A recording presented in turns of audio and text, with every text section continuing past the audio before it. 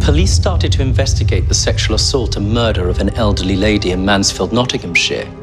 Little did they know that the hunt for her killer would lead to the use of a groundbreaking DNA profiling technique, the effects of which continued to be used throughout the world today. On the 8th of September 2002, police were called to the home of 87-year-old Gladys Godfrey. The flowers have started to pile up in the pouring rain outside the home of Gladys Godfrey in the Ladybrook area of Mansfield in Nottinghamshire. Tonight, following Gladys's murder, neighbours have just one question: why? I was a superintendent on the homicide team. We were notified that there'd been an elderly lady found deceased in a home address. There were no signs of forced entry, but we subsequently established that Gladys had a habit of leaving the front door insecure. There was blood in the front room, and it appeared that an attack had happened in that room, and then Gladys had been taken, possibly dragged into the bedroom, and that was where she was found. Gladys had been subjected to an extremely violent attack.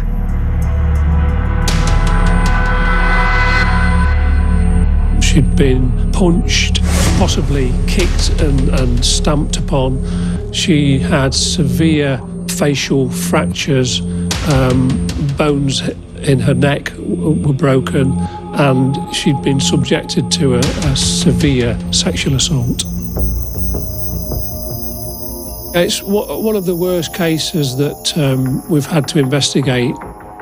Gladys was 6 stone in weight. She'd had a previous hip and knee replacement. She couldn't walk without the aid of a walking frame.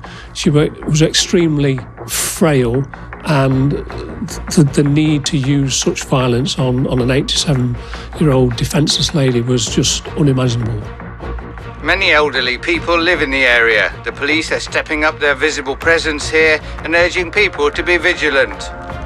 With Kevin Flint at the helm, the search for Gladys's killer was underway, and the investigation was to be carried out by homicide detective DC Phil Cumberpatch on his first murder case.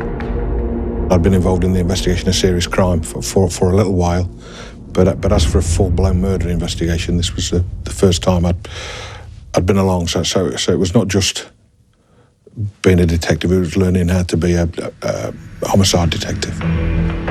One of the first things to do is carry out door-to-door inquiries and have a look at the intelligence in and around the area. Knocking on doors, seeing if anybody saw, heard, witnessed anything or could tell us anything about Gladys. It became apparent that Gladys had a habit of sleeping in a chair in a lounge as opposed to retiring to bed in the evening. She had a fear of going to sleep in bed and not getting up. And describe people as that's where people die, in the bed. Was this why Gladys was in the lounge at the time her killer struck? Despite living alone in a warded bungalow on the Ladybrook estate, Gladys was a very popular character within the local community. Gladys was popular and well-liked in Ladybrook. She took time to speak to everyone she met. Neighbours say they're appalled by what's happened. She would often stand at her door with a walking frame. She'd speak to locals. She was very well known. She was a single lady, didn't have any children of her own, but obviously had family members that cared deeply about her. She was well cared for by her niece, who was very, very close to her and visited Gladys on a regular basis. There was genuine upset that somebody had done that to such a lovely member of the community. To the surprise of the investigation team, this wasn't the first time that Gladys had been the victim of an attack. We quickly established that the previous year, in 2001, in the April, Gladys had been subject of an attack in her own home. Who is it? The offender knocked on the door at 3 o'clock in the morning, forced his way in. Who are you? Get out of my house! Attacked Gladys in the lounge and tried to sexually assault Gladys. Help! Help! Get out! But Gladys fought back. She picked up a lemonade bottle, she struck out at the offender, and he ran away, but took Gladys's handbag as he left the premises. We also know that in Gladys fighting back, she managed to pull the offender's earring out of his ear, and also she scratched him. Gladys's bravery ensured that police at the time were able to retrieve a partial DNA profile of the perpetrator. That was searched on the National DNA database, but sadly to no avail, which obviously meant that the offender had not had his DNA taken previously. Looking at our offence, we were able to establish a full DNA profile of the offender, searched that on the National DNA database, and again, it didn't hit anyone on the database. However, significantly, this full profile did match the partial profile from the earlier attack, meaning the same person had returned to kill Gladys. They were obviously more determined this time because of the severity of the attack, but because the two attacks were linked via DNA, we knew it was the same person responsible, and it led us to believe it was more likely to be a localised offender and not someone who was travelling around the county or the country. And this wasn't the only clue left by the attacker. And we knew that on the first offence, Gladys's handbag had been stolen. Police investigated the first attack in April last year, but no arrest was made. The murder team have widened house-to-house inquiries to a nearby street where the stolen handbag was found. The handbag was found about 4 days after north of where Gladys lived, but only a few streets away. So that indicated that the offender possibly could live north of the attack, because offenders tend to return home once they've carried out the offence. The police were also able to gain further insights as to the possible identity of the killer from a statement Gladys had given after the first attack. That was an unusual thing in that we had an account from the victim of her attacker, because Gladys made a statement in 2001 and she described him as a man in his early 20s, a white male with dark hair, and he had dark clothing on. It was just the description given by, bless her, a frail old lady under attack. How reliable that could be, we don't know, but it's all we had at the time. Armed with the intelligence obtained from these attacks, the police decided the best way forward was to carry out a swabbing operation. With having fairly quickly established the DNA profile of the offender, we had a tool within our armoury to eliminate people. So obtaining voluntary DNA swabs was the primary investigative aim that we adopted. Swabbing males from the age of 15 through to the late 60s and 70 years of age, predominantly north of where Gladys lived, because that's where the handbag had been found. We all became part of the swab team. It was a huge exercise. It was laborious. It's not fast cars. It's not chasing folk around. It's repetitive, but you know that you've got to get it right. The support from the public was fantastic, as you would expect. Just the very details of the attack on a frail old lady in her own home was really enough publicity that you had to give to this to get the support. The swabbing was a long and arduous process. A year into the investigation, and Gladys's killer had still not been identified. You can't let people get away with murder. You just can't. And when you think you're running out of steam, you think what happened to Gladys. So you don't give up, do you? And credit to the boss, he won't let you give up. We were determined that we would actually catch this man, but also fearful that this person who'd attacked twice might attack again. Coming up, could a new breakthrough in DNA profiling techniques be the key to catching Gladys's killer? It was a new technique, so I had to talk to the scientists many times to understand what it meant. I think they'd run out of lines of inquiry and really wanted to solve the case, and I guess sort of took a chance. In September 2002, Gladys Godfrey was sexually assaulted and murdered in her own home. Through DNA profiles that had been left at the crime scene, police discovered that the same man had attacked Gladys 18 months earlier when she'd bravely fought him off. Unable to find a match on the DNA database, a year on, and the killer was still at large. But could a new scientific breakthrough be about to help crack the case? Senior Investigating Officer Kevin Flint had been made aware of an important new advancement in DNA profiling technology that he thought might be able to help their investigation.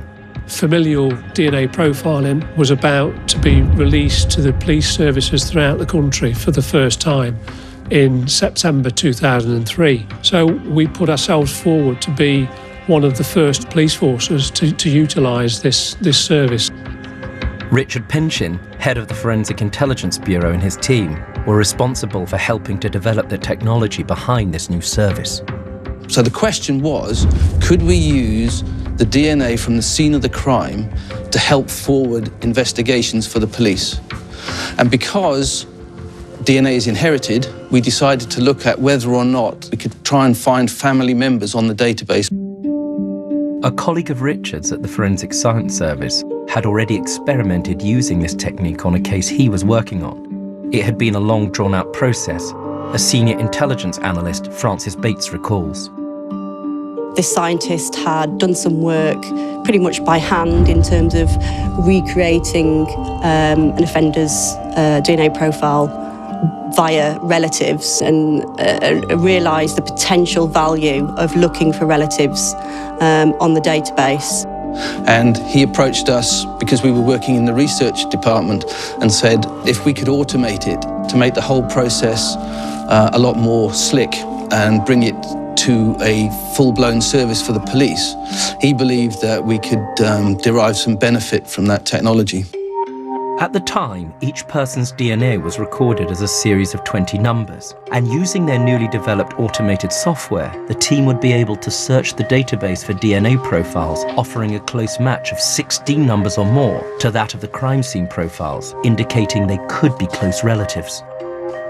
The familial search is really trying to look at what we would term first-degree relatives. The further you get away from that family, you're increasing the pool of genetic information from which your DNA profile can be drawn from. Nottinghamshire police engaged the services of the FIB, hoping that familial searching could provide the breakthrough they needed on Gladys's case. I was the lead intelligence analyst on this case, which meant I was the main point of contact for the investigative team. So part of my role was, I guess, education, to make sure they knew what they were going to get from this service. We're giving you a list of names. The list that we're giving you are potential relatives. They're not the offenders in this case. It was a new technique, so I had to talk to the scientists many times to understand what it meant. It's not an easy subject matter to get your head around. The database search itself could come back with results in a matter of minutes, but there would still be plenty of work to do. Remember, we're looking at close matches, and there are going to be lots. At the time, there was 5 million people on the database. A familial search just based on genetic information alone could be thousands of names long. Also, part of my role was to discuss with the senior investigating officer information surrounding the offender that we could use to narrow down the familial search. So, for example, their age. We had a good description, in this case, from Gladys from the first attack, so we knew a rough age of the offender. From that, we could speculate perhaps how old a parent or a child could be of that offender, how old a brother or sister could be. So that was a parameter that we could then use to narrow down the results. We could use geography as another means of reducing the list. Those lists come back, and then it's a matter for investigators to research those and try and identify the offender from those. So it's not as simple as you might think. It can be a laborious process. So Detective Phil Cumberbatch and his colleagues were back out in the community again taking swabs. This time, thanks to the familial search lists, their efforts were much more focused. It became far more person-targeted as opposed to area-targeted. However, you've got the matrix to combine the two. If they are a familial link and they live in Manchester, they're right down the list. If they're a familial link and live in the direction behind Gladys's, then the perhaps ought to be towards the top of the list. So that list was formed, and we chipped away at that. We tried to eliminate family groups from the Mansfield area, first of all. We visited these families and obtained DNA from the adult males. So it was that day after day after day, hour after hour, knocking on doors, swabbing, but that became the main focus of the inquiry. Every time you went to work, you wondered whether that would be the day that you would catch Gladys as killer. And eventually, that day did arrive. You knew the minute you walked in that morning that there was a buzz, there was something different. We'd identified the offender and arrested him within 3 months of the familial technique. There was no matching sample on the national DNA database, and testing of local men didn't catch the killer. But new technology enabled detectives to use DNA from the crime scene to widen their search and find the killer's relatives. Jason Ward fitted the police profile of a young local offender. Jason was a Mansfield lad who was young when he committed these crimes, 21 when he actually murdered Gladys, and 20 the year before when he'd attacked Gladys in her own home. He worked locally, lived at home with his family. Very little contact with the police in his history for some minor offences, but those offences had not warranted his DNA being taken. After 15 months of searching and swabbing in excess of 1,100 people during that time, the police now had their man. It was calm when he was arrested, obviously brought back to the police station, interviewed by the team, initially denied the offence and then subsequently made admissions to the offence when presented with the evidence. He said that Gladys screamed as he entered the house, but we believe that he didn't give Gladys any chance whatsoever. He knew that Gladys had fought him off the year before, so he attacked Gladys violently straight away. Undoubtedly, Ward went back to rape and murder Gladys. There was a rage to this attack. Maybe it was the hostility that he also leveraged against her from the first incident of his failure. Maybe he felt that he needed to snuff out her life because she dared to fight. But he went to town on destroying her body and her life. We did establish that he had a drug habit of inhaling aerosol cans, which may or may not have affected his demeanour and his attitude and his aggravated state on the night that he attacked Gladys. He was charged with the attempted rape in 2001, the rape of Gladys in 2002, and her murder in 2002. Ward pleaded guilty to the charges of indecent assault, rape, murder and burglary, meaning he would face a sentencing hearing rather than a full trial. It took place in May 2004. Because we'd created a really good working relationship with Nottinghamshire Police, they invited me down to see Jason Ward sentenced. That was, really humbling for me. I suppose you always think that they're going to look like a monster, but he was very young, only just an adult, and it was strange to see this young person who'd done such a horrific thing to a completely innocent person. We would really like to think that we could look at an individual and believe, yes, that's the kind of human being that would rape and murder an old lady. But the really scary thing is you can't do that. Just because somebody's a loner who lives at home with their parents does not mean they are not a psychopathic rapist and murderer. Individuals like Ward are terrifying. They're terrifying because they live in the shadows of our society without detection on the whole. But that doesn't mean that they're not dangerous. Once the judge had heard the details of Gladys's case, he sentenced Jason Ward to life in prison with a minimum of 22 years. I was actually sat behind Gladys's relatives. I saw their reaction to when Jason Ward got sentenced to life. So for me, seeing that very human reaction to something that I'd had a very small part in was very emotional for me and something that I'm very, very proud of to this day. The police were emotional, we were emotional, and we were proud to have played our part, and we were proud that familial DNA was able to bring the case to a conclusion. The police and the FIB had created a piece of investigative history. It's the first case in the world where familial DNA was used in a murder conviction. I think it really opened the doors and demonstrated the worth of familial searching. I still see the impact that familial searching has to this day. It's spread around the world, it's used in different countries, particularly in America. And when I see other cases that have been solved by this technique, again, you kind of think, well, that's something that we started. Without the familial technique, many major crimes, many homicides would still remain undetected throughout the country and throughout the world. It's a fantastic development in DNA science. Ian McNicholl had everything he could want from life. A successful career, a healthy bank balance, and a good group of friends. The only thing missing was a romantic partner. But after a chance meeting at a railway station in Birmingham, Ian thought he'd found the woman of his dreams. But was she too good to be true? It was 2006, and 44-year-old financial consultant Ian McNicholl was living in a home he loved in a friendly neighbourhood in Grimsby.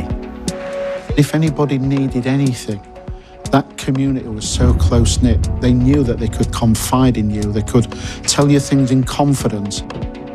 Dominic Reynolds was one of Ian's neighbours. He was a bit like a big brother. He's kind, caring. He'd do anything for anybody. And Dominic often returned the favour. He worked away a lot, so we'd look after his house if he was away. I was running my own business, travelling around the country doing a job I absolutely loved. I class myself as being really fortunate. Sadly, the one thing missing from Ian's life was a serious relationship. I was always looking for somebody who would be a best friend. There'd be trust and respect and honesty and all the values I thought was really important. But a chance encounter whilst working away was about to change Ian's life forever. I'd landed in Birmingham New Street Station. My train was delayed, so I went to get a large pasty. And munching on this Cornish pasty, just not looking where I was going, and almost knocked this little slip of a lady off her feet. It's all right. I didn't see you. And I couldn't apologise enough. And then lo and behold, we found ourselves still at the platform, waiting for the same train. We sat in different seats, and as I got off the train, she saw me and I was lost because I'd never been into Wolverhampton before. She asked me where I was going. She said, well, ironically, where are you going to be working? My house is 10 minutes beyond there. Do you want to share a cab? The lady's name was Michelle, and the taxi ride, albeit brief, gave the pair a chance to talk. She was such a tiny thing. She was 5'1", 7 stone, jet black hair, really attractive, really full of energy and a quirky sense of humour. And she said, if you're at a loose end, you're on your own, if you want to go and watch a movie or just have a bite to eat, here's my number. Ian decided to take Michelle up on her offer. We did connect. We made each other laugh, which for me was important in a relationship. And after we'd been together for about 4 months, she explained to me there'd been an argument at home, and would it be possible if she could stay at mine just until the dust had settled. Ian was happy to oblige, and Michelle moved in. From just First meeting her, it was like, oh yeah, she seems nice. I believe my mum thought the same, and my sister, and yeah, she's nice. We thought Ian was going to be happy. Life was good for the couple, but it didn't last. She was hoovering one day in my front room, which I didn't expect her to do. I was quite capable of doing it myself. And she just said to me very openly, what was the last sexual act you performed on your last girlfriend? And I thought she was joking, really quirky sense of humour. And I laughed, and in a flash, she unscrewed this hoover. Whack! She cracked my head like it was a rounder's ball. She suddenly started shouting, she was swearing. Of course, I actually couldn't remember. I made something up. I thought, I'll just give her any answer. It'll calm her down. And eventually, it did calm her down. And I remember she walked into the kitchen, just wiped the blood off the hoover, put it back together, and carried on as if nothing had happened. Sadly, this attack was just the first of many. Her favourite, she'd get annoyed. She would have a mobile phone secreted behind her hand, and she'd come up to me, and I could tell she was getting angry, and in a flash she'd come close. Boom. Here, these had been fractured that many times. She used the mobile phone like a hammer knocking a nail in. She lit cigarettes and put them up my nose, where they stayed all night, and I've never smoked in my life. That's why she did it. She boiled a kettle of water and poured it all over me. And she says, if you thought it hurt the first time with an expletive, wait until it comes a second time. She cannot do that. Not even she would do that. You hear the flick of the switch, and she poured it the second time all over me. And then just went into the kitchen and made a coffee. Ian was trapped. And she said to me, if you make any attempt to leave, my brothers are in organised crime, they'll kill you. I've got no access to money. She's got my bank card. If I leave, I know I'm going to be killed. Michelle is clever with her domestic violence because she creates a backstory. So he puts up with the abuse because he genuinely believes the narrative she's created. And that's a powerful and scary narrative. Michelle managed to gain complete control of Ian's life. Just imagine waking up when you're told to wake up, or not going to sleep at all because you're not allowed, asking permission to go to the toilet, eating what you're given, the verbal abuse. You know, you're ugly. You do realise if you leave, nobody else will want it. That first period of just 4 months, I think she groomed me. So she started playing with some of my sleep patterns. That's why I decided to take a break from work, because I was exhausted. She started to manipulate relationships by telling friends that I wanted money back, that I'd never even lent to them. So they stopped calling.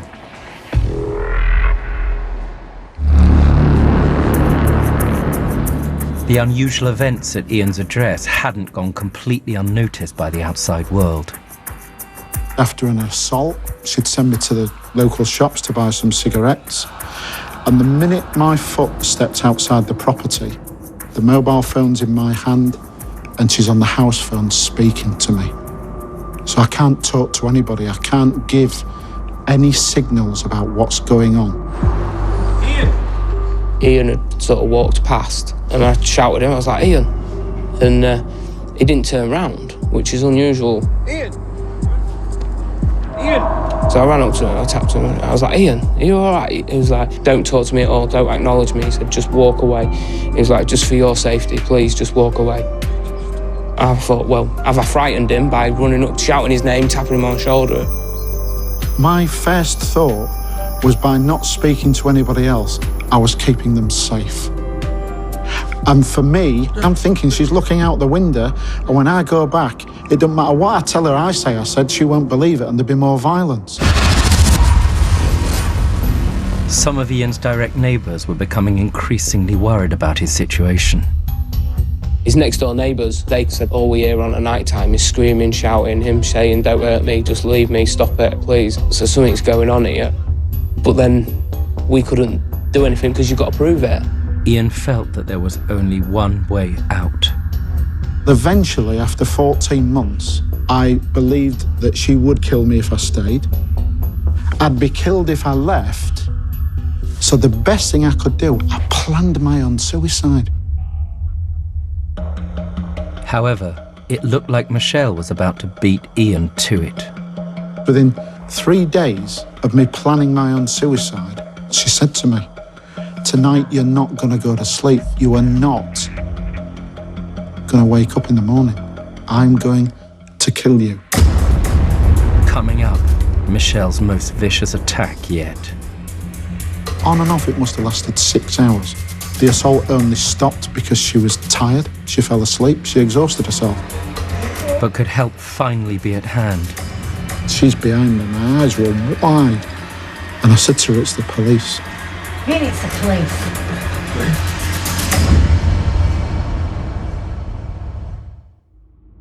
When Ian McNicholl met Michelle Williamson, he thought he'd found the perfect partner. But 4 months into their relationship, she launched a vicious attack on him, behavior that would become the brutal norm in the weeks and months that followed. Trapped and fearing he could be killed, could Ian find an escape from the clutches of Michelle before it was too late? Just over a year into her reign of terror, Michelle was about to stage her worst attack to date. She got a metal bar off a rowing machine. She went all the way down my legs.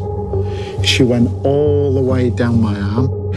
She cracked me around the head with this hammer, and everything went like a thick fog. "I can't see, I can't see." "Don't you exaggerate to me," she said, and she just shoved me. Exaggerate. I had no idea where I was going, and I fell back. I cracked the back of my head on what I now know to be the windowsill. And then this mist seemed to clear again. And as it came round, she rammed this hammer into my side. She fractured 3 of my ribs. And then the third strike, she hit me that hard here, the hammer broke. And she came over to me really calmly and just said to me, "Take your t-shirt off or I'll steam your face." Well, I knew that if I didn't take my t-shirt off, she'd steam my face. She put it here, she put it here, and she put it between my shoulder blades. The assault only stopped because she was tired, she fell asleep, she exhausted herself. I was in that much pain, I couldn't breathe, I didn't know I'd broke my ribs. I thought, I'm just going to try and get up the stairs and go to bed and see what happens. She came up to bed and got in, didn't say anything. And then I remember being woken up with this knock on the door. And she woke up in a flash and just said, "Oh, it'll be something I've ordered from a catalogue." So I said, "I'll just have a look, see who it is." She's behind me, my eyes were wide. And I said to her, "It's the police." "Stay there," she said. She went downstairs and she had always drilled into me, if the police ever turn up, you have got those injuries from a gambling debt that you promised to pay and you didn't. Right, you stay here.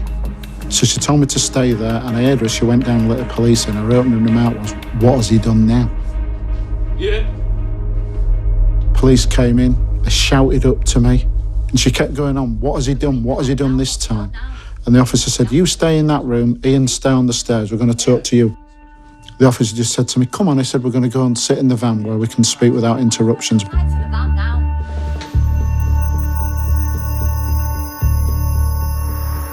I remember him saying to me, "Look, the windows are black.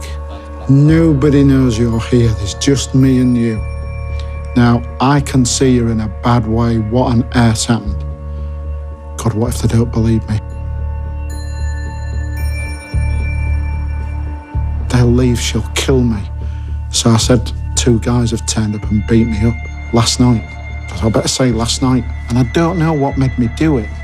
But as he was asking me about these injuries, I pulled my sleeve up and I saw his mouth fall open. And he said to me, "I believe the person that caused the injuries are in that house." And I remember I just nodded. And he said to me, "Ian, you have to tell me yes." Getting that word, yes, from here to here, took every last ounce of energy I'd left. And I just said to him, yes. And I collapsed. And he just said, it's an affirmative. Keep her there. DC Grant Peary was on duty at Grimsby Police Station the day that Ian was rescued. A neighbour had gone to the police station at Grimsby to report concerns for Ian. He reported that Michelle was beating him. And so the officers went to this address. Ian was now in the safety of the police station, where his injuries were documented.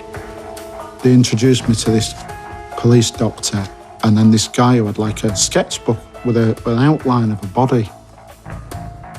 And he must have gone through God knows how many books, filling in all these marks on me. They included the open sore on his left hand, which we thought was a burn because it looked like it was bright red. And as it turns out, Ian said it had happened months ago. And because she kept assaulting him on that point, it failed to heal. The guy gets up to go, and I always remember the officer said to him, I'm sorry we haven't finished yet, you've only done the top half. I think if it had been the other way round, it would have definitely been reported to the police, and Michelle would have been given support for Ian's treatment of her. Now, in 2007, when this happened, domestic violence towards men did occur, but it wasn't very much in the press. This case showed that it's not always women. Men can be subject to violence from women as well, and are subject to many of the responses that women portray. By now, Michelle had been arrested and was in police custody. When I interviewed her, she was very, very talkative. If you like, she had the gift of the gab in that she was always able to try and talk herself out of a situation. It was very much not her fault. She was happy to admit that she had punched him on an occasion, and she admitted to pouring a cup of herbal tea on his lap. Everything else she denied. What we see with a lot of perpetrators is they tell you a little bit of the truth to make them appear genuine. So yes, I have an anger problem. Yes, I have occasionally attacked them, but it's always done in this way that says, but it's 'cause I was pushed. Accompanied by forensics, DC Peary went to Ian's house to corroborate his story. It was in a squalid state. There was blood on some items. Upstairs in the bedroom, there was blood on the walls as well, I recall. There were a number of items I recovered from there that Ian had mentioned, including a broken claw hammer on the stairs and a metal bar from a rowing machine that had blood on it. It appeared that whenever anything happened, it was never cleaned up. Police were gaining valuable evidence against Michelle, and after a trip to hospital where yet more of Ian's injuries were uncovered, he was taken to the Salvation Army hostel in Hull, run by service manager Patrick Tamminen. He was very introverted in himself, very frightened of everything, and the first conversation was, "You're safe now. We're going to put you onto the assessment unit. You've got your own room, you've got your own key to lock your door, and nobody will come in that room if you don't want them to." And they said, you can stay. And you will stay here on this assessment suite for a minimum of 10 days. And I swear to God, it felt like I was on a holiday, luxurious, in a 5-star hotel. It transpired that Ian's injuries also included a fractured skull. His physical issues, they were life-threatening, and the Salvation Army's mission statement is to save souls, save suffering humanity and grow saints. And in that situation, we were really saving souls with Ian because he was a very poorly man. While Ian was being cared for at the hostel, Michelle had been bailed back to his house. I had to take Michelle to court to get her out of my own house. The thought of coming face to face with her just 3 weeks later in a civil court with no police there was absolutely petrifying.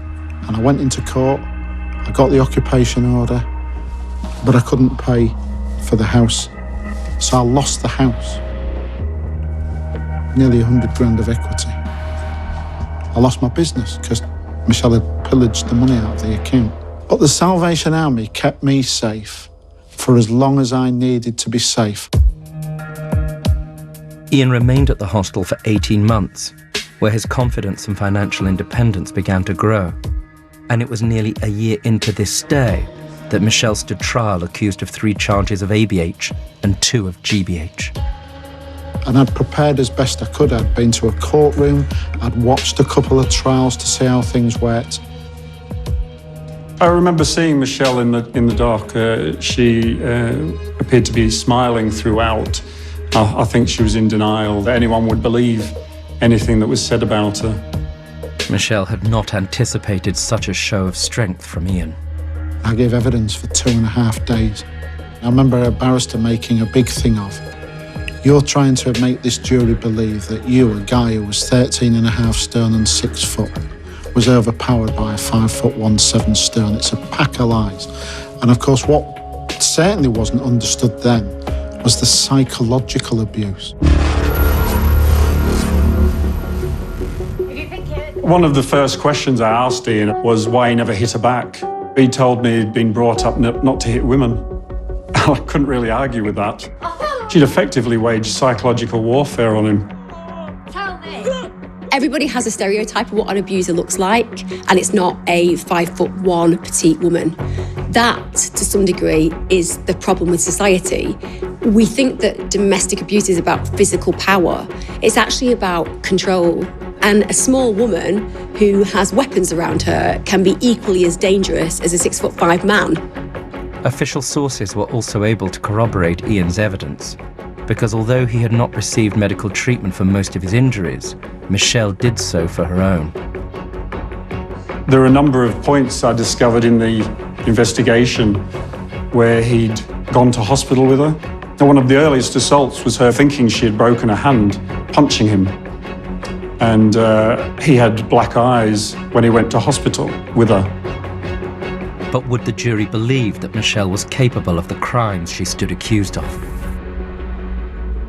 The worst time is to send the jury out and you've got to wait. And you almost hear the clock ticking like a bomb. Boom, boom, boom, boom. And then you call back and you get the verdict of guilty.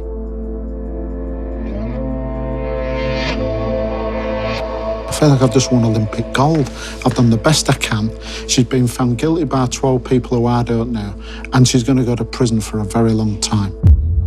When the verdicts were read out, I think she was shocked, despite all the evidence that had been presented. The judge sentenced her to 7 years in prison. And I felt as though I'd been cheated in a way. But then, as the dust settled on it, I knew I'd had my chance to say my piece about what she'd done and how it had affected me, and that was taken into account. 7 years is a long time. It was important for Ian to use his experiences to help others by getting his story into the public domain and working with the charity Mankind. But there's many more men just like me. And so the work we do with the charity and the reason why I share what I've been through, if people look at that and it gets them to look at men in a different light, it could also be life-saving. There are still thousands of men out there putting up on a daily basis with this kind of abuse. And the only way we change it is to understand that gender has nothing to do with the violence of domestic abuse. It's about relationships and power. Ian has also campaigned to raise awareness that victims of abuse have the right to anonymity on the electoral roll. And his message is clear. Anyone suffering abuse needs to know that help is out there. I understand you will be scared. You will feel alone. But confide in someone. The police have specially skilled domestic abuse officers. And what I can promise you, my life today is totally unrecognisable from the life I had with Michelle. So I'm happy today